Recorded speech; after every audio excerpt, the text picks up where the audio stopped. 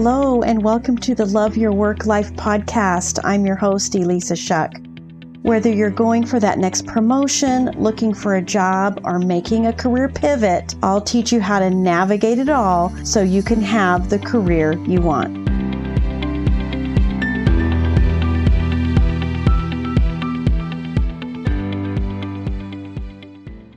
This is episode 70. There's various people that I listen to, people who speak into my life and people who kind of make me think. And because I'm a career coach, all of those things translate into how can I help my clients with this? How does this apply to a job search? How does this apply to a career? So this career coaching filter that I put everything through really got me thinking about some topics that I know could be so helpful, because all of the people I'm talking to, whether those are conversations going on LinkedIn or the coaching calls I'm having, I keep seeing this recurring pattern, and I see it in myself. Let's be real. We're all growing and learning and exploring and on this journey, right?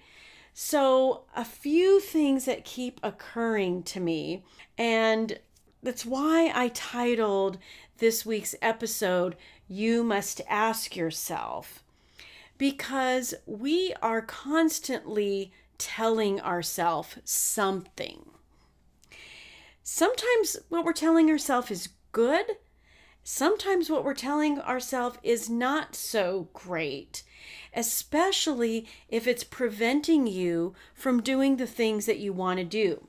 You know, a lot of what I talk about has to do with a job search, but there's also a bigger picture here. The reason you're in a job search is likely because you see something more for yourself. If you're not currently employed and you're looking because your job has been taken away from you, this is still your time to plot out what is next for you, to give yourself the promotion, to make the pivot that you've been thinking about. It doesn't really matter the reason why you're looking.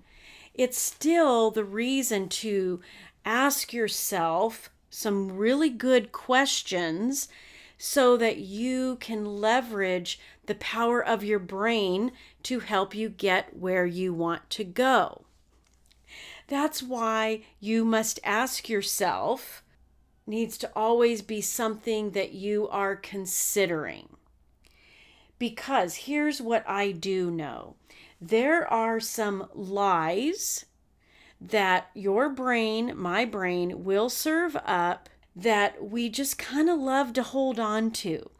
I don't know if it's something comforting about them or it keeps us from venturing out, keeps us from experiencing failure or pain or rejection. So we kind of gravitate to these things because there's something about them that somewhere deep inside we just like. I picked out 3 of these lies we like to believe. The first one is, I don't know. Now, I don't know is always a lie because you have always figured something out.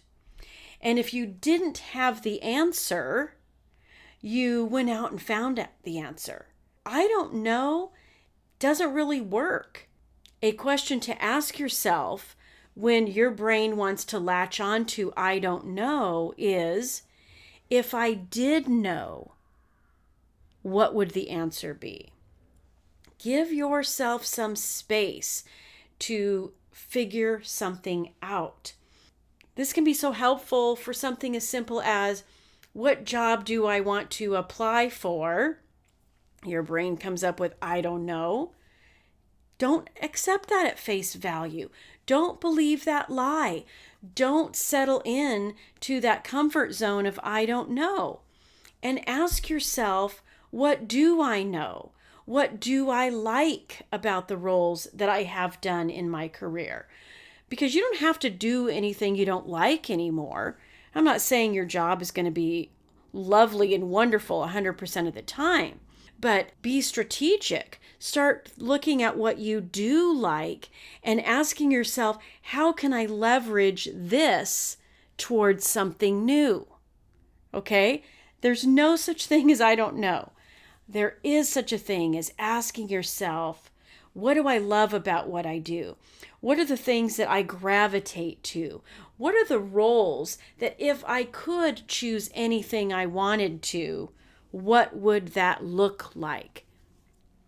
The answer may not be something that you expect, and that's okay because we're just asking questions here.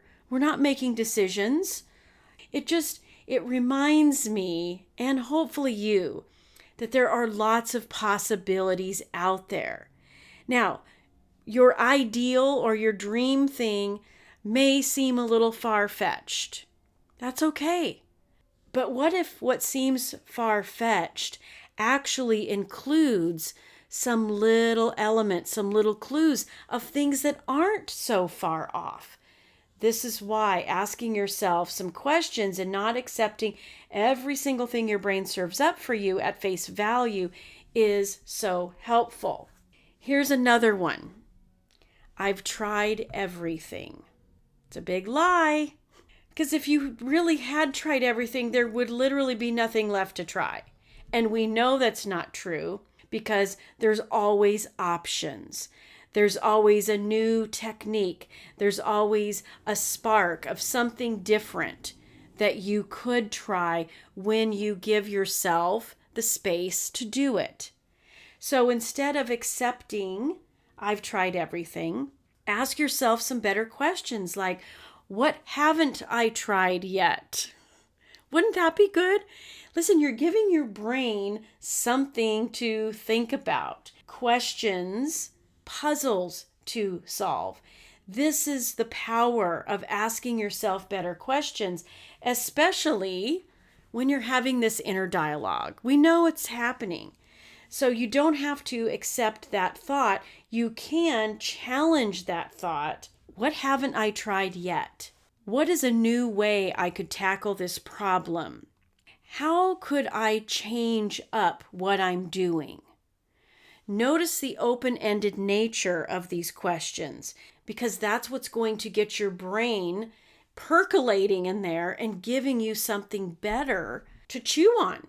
Our brains love solving problems. When you have this fixed mindset that things just are what they are, instead of a growth mindset of what if there was an answer to this, what if there was something else I could do, that's when you're going to really leverage the power of asking questions for yourself.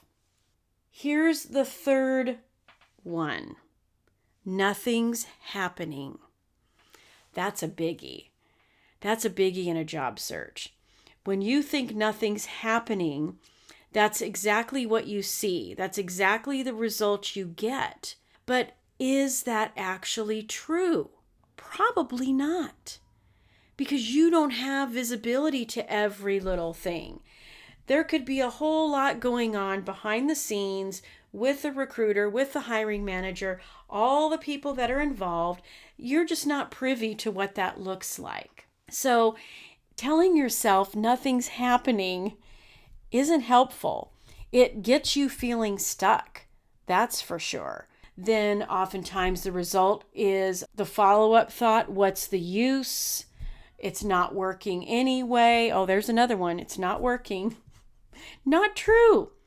You actually have a lot that's out of your control, and projecting this idea that it's not happening and nothing's working is only a thought. It is not reality. It is the thought that you're projecting. And what's fascinating about this is projection can happen onto other people or situations, right? We are always putting ourselves out there in accordance with what is going on inside of us. Self-doubt projects self-doubt. Imposter syndrome projects, no one's going to believe me that I can do this job. When you project defeat, you will experience defeat. This is a universal truth. When you are projecting something, it's not just you projecting your inner reality onto other people and circumstances. I honestly believe that we project inner realities at other levels of consciousness on ourselves. It's kind of mind-boggling, actually, because there is a level in you that does believe in what's possible. There is a little piece of you that is ready for that promotion, that's ready for that stretch, that at least for a moment, when you see the job post and you think, oh my gosh, I could totally do that. But then what happens? Your brain starts looking for evidence of what isn't going to work. Oh yeah, but I don't have this and I don't have that. That little moment of, yes, this is possible, gets immediately overshadowed with the projection of some of the things inside of you that don't serve you. And these thoughts can stop you dead in your tracks. The I don't know, the I've tried everything, that nothing's happening or it's not working kinds of thoughts, because you're projecting some inner self onto another level of inner self that does not serve you. And it's up to you to identify it, call it out, and ask yourself better questions. It's on you. Occasionally there'll be some validation from someone else. Wonderful. But that's fleeting. And I'm telling you, even if you get it from someone else, you'll probably start to argue with that too.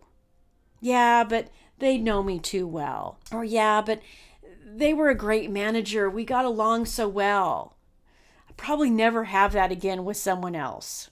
Be a curious and compassionate witness to your brain. And the way you do that is by asking questions that call out the lies.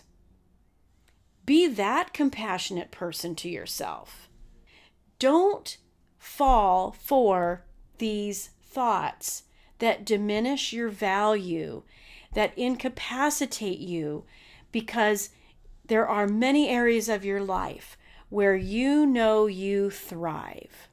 And those behaviors travel with you. Whatever caused you to thrive in your last role is available to you right now. So next time you hear these lies that you're telling yourself, I want you to instead ask yourself some better questions. And I also want you to ask yourself, how would I want to show up in this situation? So when it comes to an interview, I want to show up as someone who is clear and concise, a stellar communicator. I want to show up as poised and confident and having it all together.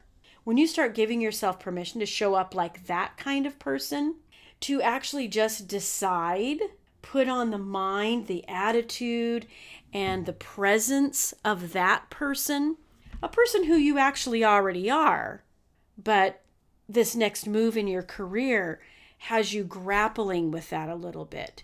That's okay. That just means you're in the game. That's just us grappling with uncertainty, and that is totally fine. The difference is when you indulge in it, that's what will prevent you from moving forward. So if you find yourself lying to yourself, I doubt you would accept that for very long from anyone else. Don't accept it from yourself either. Ask better questions. Get creative. Stop believing the lies so that you can create the result you want in the next moment, in the next hour, during the day, the week, and over the course of your career. Because you always know what's next. There's always more things to try, and something is always happening. Change your thoughts, change the things you're saying to yourself, and you will change your life. All right. Talk to you next time. If you like listening to this podcast, and you are going to love my program, Job Search Field Guide. This is a unique opportunity. I offer group coaching alongside a 5-step process to help you land a job quickly. So I hope you will join me in Job Search Field Guide. This is going to be revolutionary to your career journey and your job search, and you get lifetime access. So find it at elissashuck-careercoach.com, and I will see you there.